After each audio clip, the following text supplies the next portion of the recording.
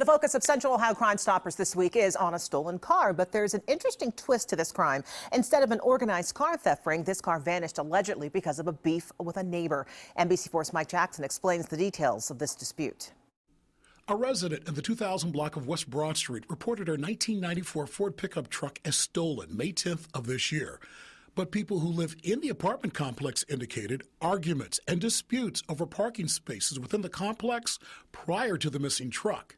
It appears, and I'll put the word appears very lightly, that one of the neighbors became so frustrated with the other neighbors, in her space, that she hired tow truck drivers to come take the neighbor's car. In other words, they committed a felony crime. They stole the woman's truck.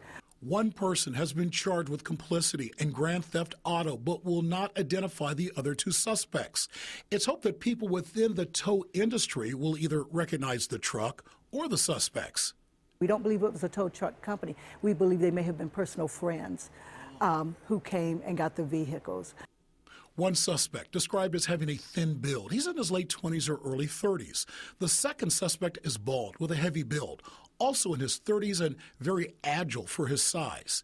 Now, the missing truck, it's red, very similar to this. It has a camper-style shell that sits higher than the truck with a couple of bumper stickers like "Don't text and drive" and "Stay sober while driving." They decided to take things into their own hands, make a phone call, and have this woman's truck removed. I've never seen it to this degree. A cash reward, it's all yours if your tip leads to an arrest. 614-461-TIPS, 24 hours a day. You don't have to give your name. No caller ID and phone calls are never recorded. You can also text a tip to crimes, keyword CMH. Mike Jackson, NBC4.